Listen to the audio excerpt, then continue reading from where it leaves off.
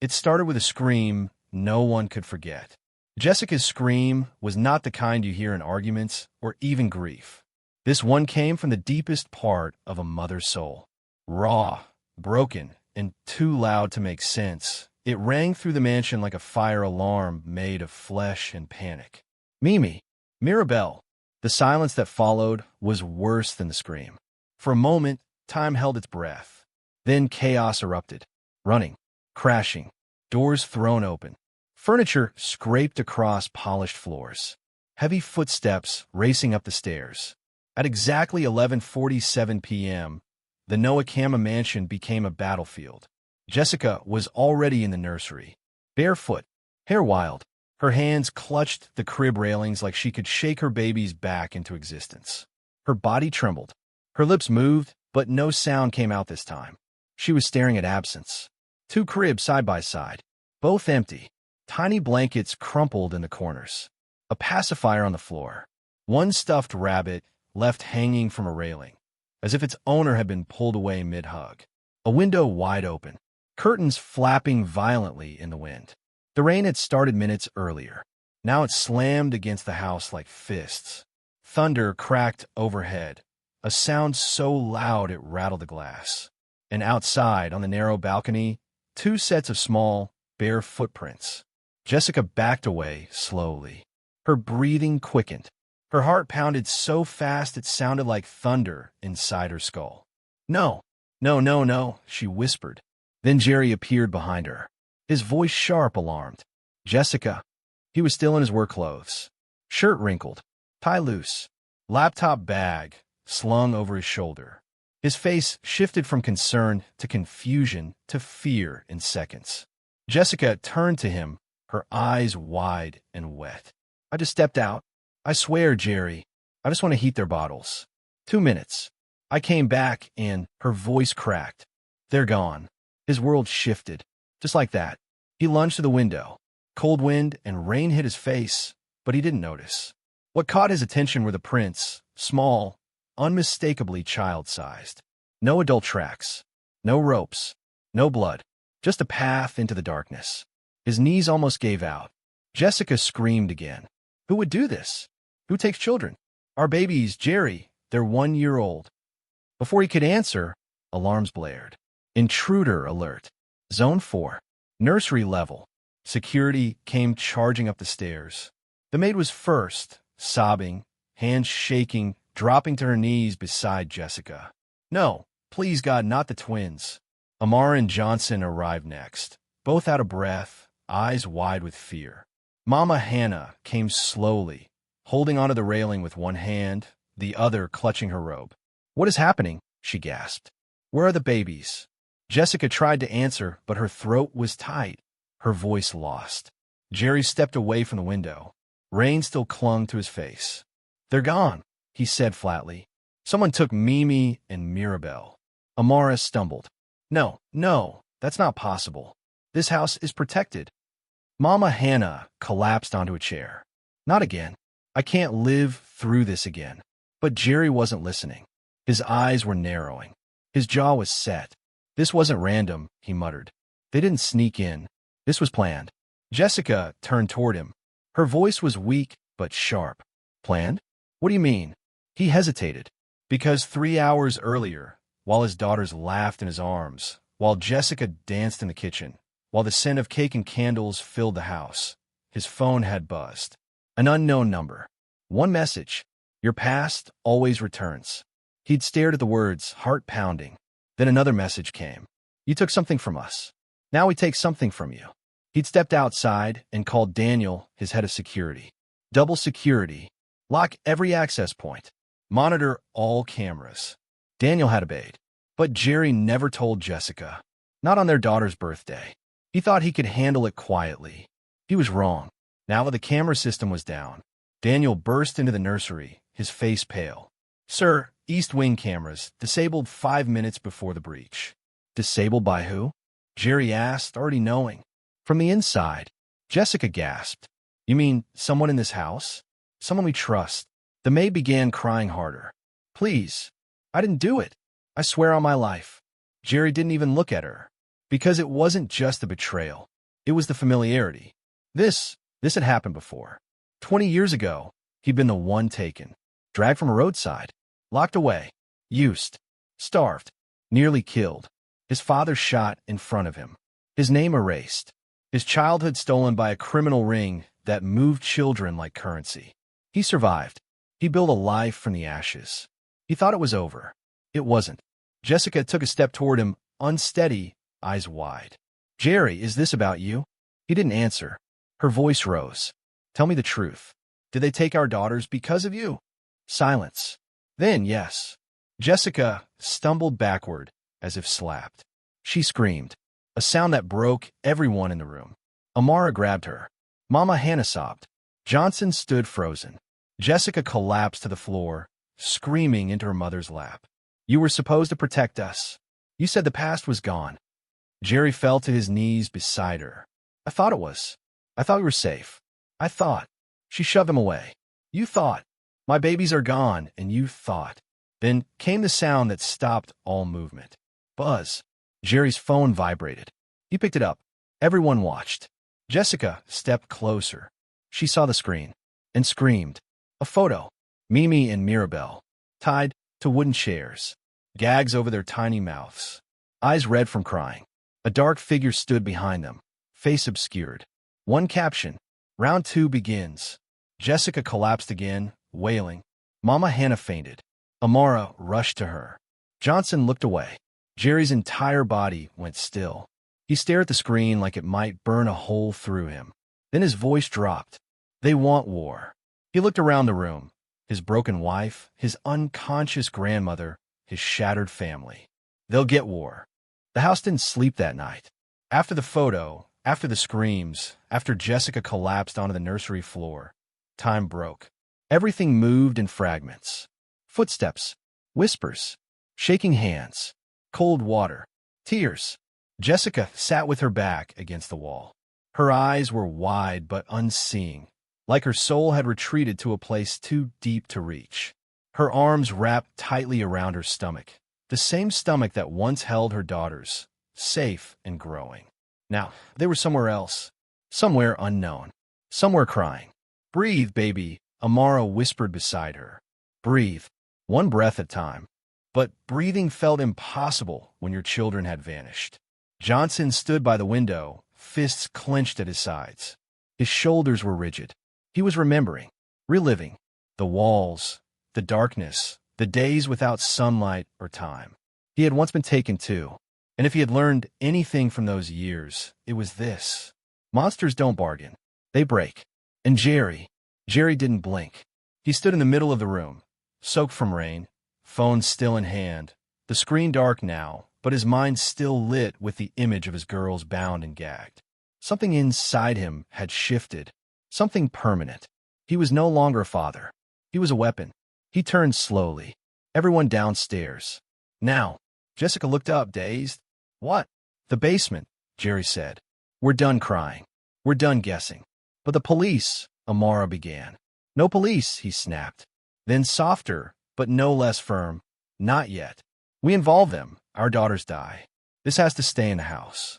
Jessica struggled to her feet. "But Jerry," he caught her hands in his. "Listen to me. The people who took them know me. They know how I think. They know how I fight. If they see sirens or media, they'll panic. And panic people with hostages don't think straight." Jessica's breath shook. "But I can't just do nothing." "You're not," he said. "You're surviving. And that's how we fight." He led them downstairs, one by one. The basement was rarely used. Clean, untouched, quiet. Tonight it transformed. Screens lit up. A long steel table stood in the center. Jerry's security team, his real team, arrived in under 30 minutes. Not guards. Operatives. Former military. Intelligence men. People who owed him favors that couldn't be repaid in cash. They came quietly. No uniforms. No questions. They understood one thing. This was war.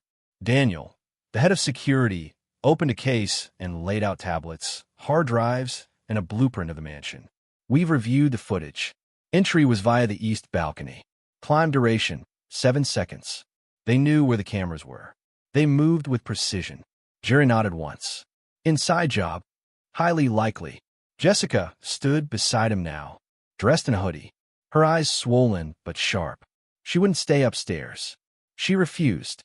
They're my daughters, she said simply. If I sit in a room alone, I will go mad. Jerry didn't argue.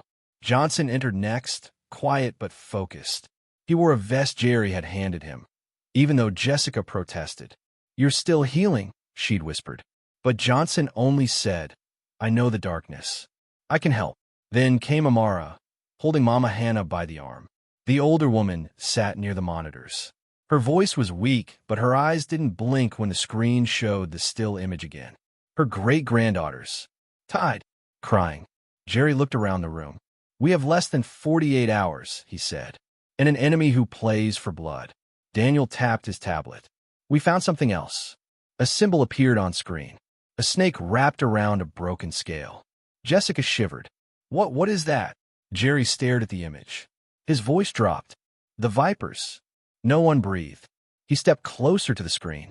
A syndicate. They trafficked men. Boys. 20 years ago, they kidnapped me and my father. My father didn't make it. I escaped. I exposed their operation. Some were arrested. Not all. Daniel swiped the screen again. A man's face appeared. Scar across his lip. Cold eyes. His name is Caleb, Jerry said. Second in command. He disappeared before the raid.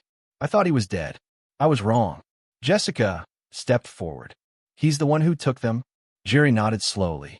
He blames me for everything he lost. And now he wants to take everything I have. Jessica trembled. Why didn't you tell me about him? Jerry closed his eyes. Because I hoped the past was gone. Jessica swallowed hard. Fear is nothing compared to this. To losing them. Daniel spoke again. Sir, look at this. He enhanced the photo they'd received. Behind Mimi and Mirabelle, faint writing on the wooden wall. Rivers State. Abandoned quarry. Block 7. Jessica gasped. That's a location. They're sending us a location. No, Jerry said firmly. They're baiting us. They want me to come alone. Amara gripped his arm. But what if the girls are there? They might be, Jerry said. But if we walk in blind, we lose everything. Mama Hannah's voice was faint but strong. Jerry, save them. Jerry nodded. We will. We do this smart. He turned to Daniel. Drones. Thermal. Surveillance van. 2 men to scout. Stay hidden. No engagement. Just eyes. Daniel replied. Already on it. As the team fanned out, Jessica gripped Jerry's arm. Please bring them back. He touched her face. His voice cracked. I swear on my life. 1:45 a.m. The surveillance team returned. Daniel laid a small black USB on the table. Found near the quarry gate. Placed deliberately. Jerry inserted it. A video loaded. The screen flickered. Then Caleb appeared. Scarred lip. Same eyes. Older now. Meaner. Hello, Jerry, he said, smiling. Jessica grabbed Jerry's hand. You escaped, Caleb continued. You ruined me. Now you'll feel what I felt. The camera panned sideways. Mimi and Mirabelle. Tied up. Crying. Jessica screamed. Mama Hannah cried. Johnson's face went stone still. Caleb leaned closer to the camera. Bring yourself to me. Alone. You have 48 hours. The screen went black. Jessica dropped to her knees. They'll kill them, she whispered. Jerry helped her up. No, they won't. They want me alive. Johnson's voice broke. They want revenge. Jerry nodded slowly. And they'll do anything to get it. Jessica clutched Jerry's shirt. Don't go alone. He looked at her. I won't. Daniel stepped forward. We go with the disguise team. Snipers in position. Drones above. Back up close. Jerry raised a hand. No, this isn't a rescue mission. Everyone turned to him. This is war. Jessica blinked. War. Jerry looked at her. At all of them. They want me? They'll get me. But we're not victims. We're not prey. We're the hunters now. No one argued. 2 a.m. Weapons were checked. Drones calibrated. Maps reviewed. Jessica helped Jerry put on his vest. Her hands trembled. Come back to me, she whispered. He kissed her forehead. I will. Johnson stepped forward, vest zipped. I'm going, he said. Jerry hesitated. You're still recovering. I survived 3 years in hell, Johnson said quietly. I know they're traps. Let me help. Jerry nodded once. Stay close to Daniel. Jessica hugged her father tightly. Come back to me, too. Johnson kissed her head. I will. Jerry grabbed his weapon, adjusted his earpiece, turned to Jessica one last time. When this is over, and they're home, we will live without fear. Jessica cried again. Bring them home, Jerry. Please. I will, he whispered. Daniel's voice rang out. Team, move out. The convoy roared to life. 3 armored SUVs. Rain poured. Thunder cracked. Jerry climbed into the first one. Jessica stood at the doorway, crying, whispering the names of her children like a prayer. Mimi, Mirabelle. The engines faded into the storm, and behind them, the house stood still. Jessica fell to her knees, hands shaking, heart breaking. God, she whispered, please bring them back alive. The rain didn't stop. If anything, it grew louder, angrier, like the sky itself had something to say. It pounded against the armored SUVs as they raced through the sleeping streets of Port Harcourt. Headlights cut through the storm like blades. The city was a blur of wet asphalt and shuttered windows. Power lines shook in the wind. Thunder cracked above like bones breaking. Inside the lead vehicle, Jerry sat perfectly still. His vest was zipped, earpiece fitted, gun at his side. He hadn't spoken since they left the house. He didn't need to. Every breath he took was full of focus. Every second without his daughters was pain he refused to name. Daniel sat beside him, monitoring the drone feeds. 2 minutes out, sir. Quarry perimeter's up ahead. Jerry nodded once. In the SUV behind them, Johnson sat gripping the door handle. His leg bounced. Not from fear, from memory. Every pothole in the road felt like a tremor from the past. Every shadow outside reminded him of a different set of chains. And in the third car, 3 operatives checked weapons silently. Jessica wasn't here, but she was everywhere. In Jerry's chest, in the voice that had begged him to come back, in the trembling hands that had pushed his vest into place, whispering, bring them home. Jerry whispered now, almost too quiet to hear. I will. The radio crackled. Sniper team in position, came a voice. 3 shooters on the ridges. 2 east, 1 north. Jerry responded calmly. Eyes on the warehouse. Affirmative. Block 7 confirmed. Rusted metal. 1 entrance. Guards posted. Heat signatures. 9 outside. Unknown inside. Jerry narrowed his eyes. 2 exposed. They want us to walk in. They want the drama. Johnson's voice came through. They want fear. Jerry nodded to no one. They'll get fire instead. The convoy slowed. Drones hovered high above. The storm distorted their vision, but not enough to hide the obvious. Armed men patrolled the perimeter. Men with rifles. Earpieces. Patterns in their steps. Military trained or close enough. The SUVs stopped in silence. Engines off. Lights cut. Jerry stepped out into the storm. Rain slapped his face. His boots sank into wet gravel. The air was thick, buzzing with something electric. He looked up at the warehouse across the quarry field, Block 7. Just like the message said. 1 building. 1 trap. He turned to his team. Positions. No one fires unless I say. Get the girls out first. Then finish it. Daniel raised his fist, signaling the units. The squad dispersed like smoke. Johnson appeared beside Jerry, pulling up the hood of his black jacket. You sure about this? Jerry didn't answer. He just started walking. Step by step, he crossed the field, rain running down his face, wind howling in his ears. Each footfall was a silent vow. He reached the warehouse door. It creaked when he pushed it open. Inside was darkness, a metallic, damp smell. The air tasted of rust and old secrets. Then light. A spotlight snapped on, blinding him. Jerry raised his hand, shielding his eyes. A voice echoed across the space. Well, well, well. Jerry's heart stopped for half a beat. Caleb stepped into the light. Older now, bulkier. A scar ran across his lip like someone had tried to shut him up permanently. But his eyes were the same, sharp, dead, full of hatred. The boy who ruined everything, Caleb sneered. Jerry didn't flinch. Where are my daughters? Caleb grinned. You came alone. I knew you would. Fathers always do. He stepped aside. Another spotlight. Mimi and Mirabelle. tied to chairs. Small, shaking mouths gagged, eyes wide with silent cries. Jerry's knees almost gave out, but he stayed standing. "I'm here," he said. "Let them go." Caleb shook his head. "No, not yet. You ruined me, Jerry. I want you to watch before I finish this. You won't live long enough." Caleb laughed. "You think you have control here?" He snapped his fingers. Suddenly, overhead lights burst on, revealing 20 armed men surrounding the warehouse. Rifles raised, faces blank, guns, men, traps. "You lose," Caleb said. Jerry didn't blink. Then, through his earpiece, Daniel's calm voice. "Targets marked. Snipers ready. Orders." Jerry smirked. "You know, Caleb," he said, stepping forward, "you always love being dramatic. That's why you lose. You on the stage. I want my family."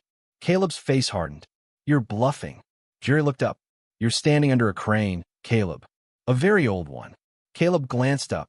A massive beam hung above him, rusted, swaying slightly with the storm wind. Jerry whispered, "Fire." Puffed. One sniper dart. The beam snapped. Crash. The metal structure slammed down. Not on Caleb, but close. It crushed 3 of his men instantly. The others panicked. Gunfire erupted. Jerry dove behind a crate. Caleb disappeared into the shadows.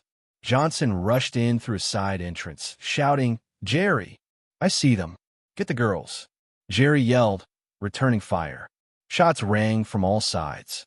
Snipers on the ridge picked off guards one by one. Jerry moved like a man possessed, never stopping, never hesitating. A man lunged at him. Jerry spun and shot him point blank. Another grabbed his arm. He slammed the butt of his rifle into the attacker's skull. "Mirabelle," he shouted, crawling toward the twins. He saw Johnson cutting the ropes. Mimi screamed, "It's okay, baby, it's Daddy." Jerry sobbed as he scooped her up. "Get them out," he shouted. "Now!" Caleb reappeared, bloodied, wild. "You ruined everything," he roared. He charged at Jerry. They crashed into each other, fists flying. They rolled across the floor. Jerry's gun slid away. Caleb pulled a knife. "You don't win this time," he hissed. Jerry grabbed his wrist, twisting hard. "You already lost." He slammed Caleb's head into the ground. Once. Twice. Caleb stopped moving. Jerry stood over him, chest heaving, blood on his lip. Johnson ran up with both girls in his arms. "They're safe. I've got them." Jerry took one, held her tight. Mimi buried her face in his neck and sobbed. "I've got you, baby. Daddy's here." Sirens echoed in the distance now. Daniel had triggered the fallback plan. Police. Backup. Cleanup. It was over. Jerry looked down at Caleb's unconscious body. This is where it ends. Morning didn't feel real. It crept over Port Harcourt like a ghost, pale, tentative, unsure if it was safe to show its face. After everything that had happened, even the sunrise felt nervous. The rain had stopped, but the air still held the echo of a storm. Inside the mansion, it was too quiet. Not peaceful, heavy, like grief had walked through the halls and sat down in the corner, watching everyone breathe. Jessica hadn't slept. She couldn't. She sat on the nursery floor, legs folded under her, hoodie still damp from tears and sweat. Her hair clung to her face. Her body ached. Her mind replayed every second of the nightmare, over and over. In the cribs beside her, Mimi and Mirabelle slept. Finally, their chests rose and fell in soft rhythm. Their faces were calm now, but the streaks from dried tears still marked their cheeks. Jessica kept checking to make sure they were breathing. She had done it 10 times in the last hour. She would do it 10 more. She couldn't stop staring at them. She was afraid to blink. Because what if she opened her eyes and they were gone again? Amara entered quietly, holding a bowl of warm water and a towel. She sat beside her daughter without a word and began gently wiping the dirt and dried blood from Mirabelle's tiny hands. Jessica whispered, "I thought they were gone forever." Amara's voice was low. They came back, because they were never truly alone. Jessica looked at her mother. "What do you mean?" "You," Amara said, pressing the towel against a small cut. "You felt every cry, even from miles away. And Jerry, he became a different man last night. I've never seen someone fight with such fury and love. Jessica swallowed hard. Her voice trembled. Where is he? In the study, Amara said. He hasn't slept either. Jessica stood slowly, her knees stiff. Her legs shook, but she forced them to move. Down the hallway, past the living room still scattered with emergency blankets and empty coffee cups. The house had been a war zone.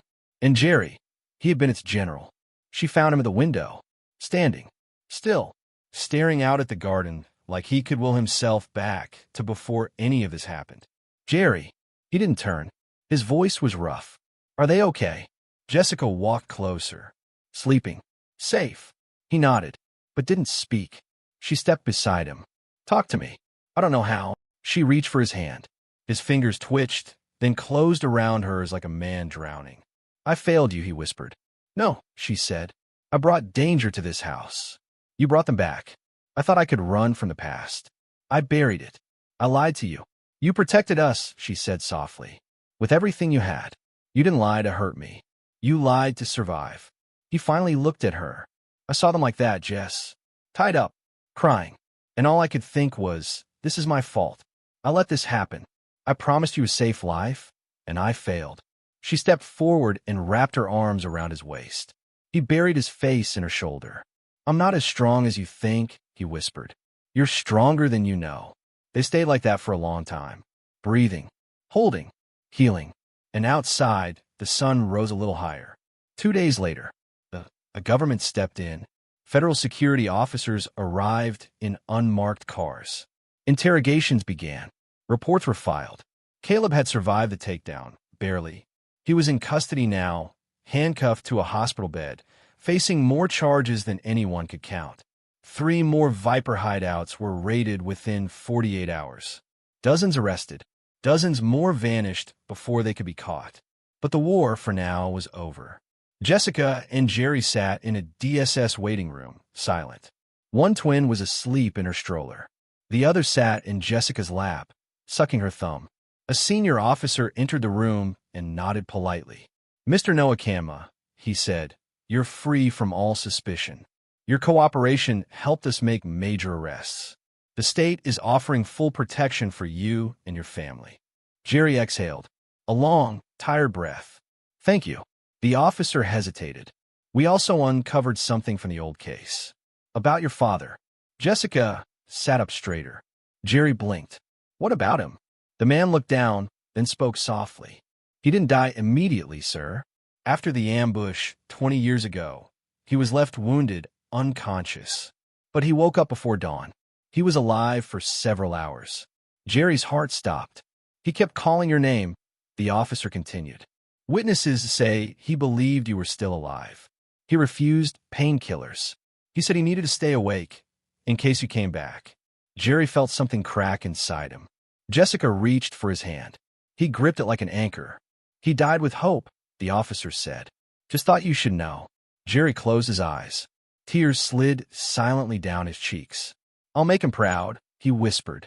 You already have, Jessica said. In the weeks that followed, Johnson began therapy. For the first time in years, he talked about the chains, the cold, the long silence of being forgotten. He cried. He raged. He shook. And then, one morning, he walked into Kindness Restaurant, sat at the front desk, and helped organize orders. That same day, he told a young man with a bitter stare, survival is not just breathing. It's choosing not to hate. Amara expanded the restaurant to 2 new locations. She hired survivors.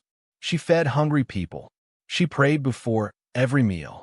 Mama Hannah became a neighborhood legend, the great-grandmother who lived through fire and came out praying louder than ever. Every street called her Mama. Every hand she touched felt blessed. Jessica returned to work, slowly. But when she walked into the pediatric wing, children clapped. Nurses hugged her. Her story had traveled faster than she had. And Jerry? He built something new, a foundation, hope after darkness, for victims of abduction, for families who had lost everything and were trying to build again. He spoke at conferences. He visited prisons. He changed laws. He became a voice, not of revenge, but of redemption. The storm had passed, but its fingerprints were everywhere. Even a year later, they no longer screamed in the middle of the night. No one jolted awake thinking the babies were gone. No more security alarms at 3 a.m. No more frozen looks in the hallway. But the fear? It lingered, quiet, waiting, until the twins laughed. That was when the house came alive again. 1 year later, the mansion smelled of jollof rice, fried chicken, and freshly iced vanilla cake. It was Mimi and Mirabelle's second birthday. Pink and purple balloons danced in the warm breeze. Tables were decorated with confetti, tiny crowns, and baby photos framed with gold ribbon. The backyard was filled with laughter, children running barefoot across the lawn, adults sipping drinks with cautious smiles. Jessica stood under the garden canopy, holding a tray of juice boxes. Her smile was real now. Not perfect, but real. She watched her daughters tumble over each other on the grass, giggling. Mirabelle's crown had slipped sideways. Mimi's hands were sticky from icing. They had frosting on their cheeks and shoes on the wrong feet. It was perfect. Jerry stood a few meters away, talking quietly with Daniel. His body was more relaxed these days. The constant tension in his shoulders had faded, but he never strayed far from the girls. "I see you counting," Jessica teased, walking over. Jerry didn't deny it. 1, 2, still breathing. She took his hand. "They're okay." He looked at her, really looked. "So are you." Inside, Amara was stirring a massive pot of pepper soup while shouting instructions at a young staff member who kept misplacing trays. "Don't drown the rice in oil." "Who taught you like that?" "Your ancestors." Johnson leaned in the doorway, laughing. "You've mellowed," he said. "I've aged," Amara replied. "There's a difference." She turned to him. "Did you take your pills? Did you drink water today?" He shot back. She rolled her eyes. "Eat first. Argue after." They weren't the same people from a year ago. Not completely. But grief had shaped them, and love had softened the edges. In the corner of the backyard, Mama Hannah sat under a white parasol. She wore a matching lace dress with the twins, lavender with gold trim. Her walking stick rested beside her. Around her neck hung a simple gold cross, and in her lap, a prayer book worn at the edges. Children passed by, waving. Guests stopped to greet her. "Mama Hannah, pray for me. Pray for my business, Mama." She'd smile, raise her hand, and say, "Peace over your house. Prosperity over your hands." Her voice was slower now, but her eyes saw everything, especially the way Jerry looked at his family, like he was still checking to make sure they hadn't vanished. Later that evening, the party quieted. Guests filtered out. The twins were finally asleep upstairs, surrounded by stuffed animals and pillows that smelled like home. Jessica walked barefoot into the garden. The fairy lights above glowed soft yellow. Music still hummed from inside, faint as memory. Jerry stood near the fence, hands in his pockets. She joined him without speaking. For a long moment, they watched the sky together, stars peeking out, shyly, as if asking permission. Then he spoke. "I still see them sometimes. That night, tied to those chairs." Jessica nodded.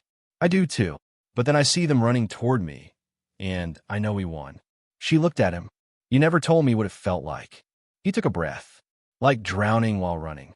Like fire in your chest, but ice in your veins. Like failure that keeps breathing in your ear."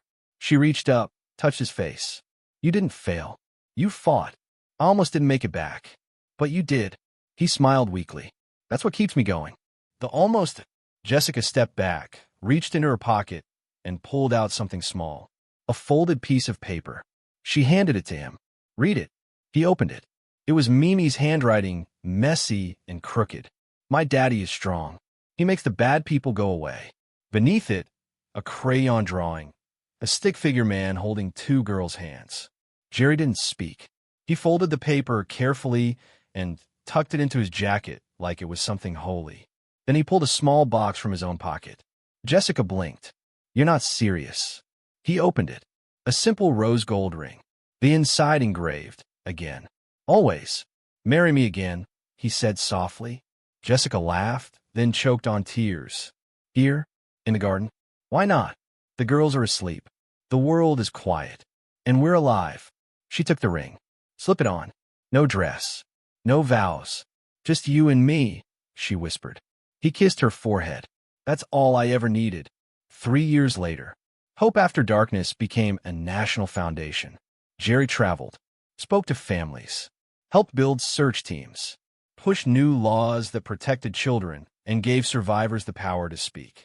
People called him the Stormbreaker. He hated it, said he was just a father. Jessica became head of pediatric trauma research at the hospital. Her work helped train doctors across the country to recognize silent suffering in children. She never turned away a child with night terrors. She knew the signs. Johnson ran a youth center that offered more than just self-defense. He taught boys how to grieve, how to journal, how to feel anger without becoming it. Amara's restaurants expanded to 4 cities, but the original one stayed the same. People still came not just for food, but for healing. And Mama Hannah passed peacefully at 97, in her sleep, surrounded by great-grandchildren. The night before, she whispered to Jessica, "The storm is not the end. It's where God clears the air." Jessica held her hand until she took her last breath. And somewhere in that room, peace lingered. One quiet night, the whole family was home. Jerry lay on the floor, a puzzle half finished beside him. Mimi and Mirabelle argued about which piece went where. Jessica brought them hot cocoa. Johnson read a newspaper. Amara folded clothes with gospel music playing softly in the background. Then, out of nowhere, Mirabelle asked, "Daddy, are monsters real?" Jerry paused. He looked at Jessica, then back at his daughter. "Yes," he said. "Some are loud. Some hide. Some leave marks." The girls leaned in. "But love," he said, "love is braver." Jessica added, "And family is stronger." Mimi grinned. "Even stronger than bad people." "The strongest," Jerry whispered. The girls crawled into their laps, warm and safe. And in that room, once touched by violence, once shadowed by fear, there was only laughter. Only love. No alarms. No screams. Just healing. Just home.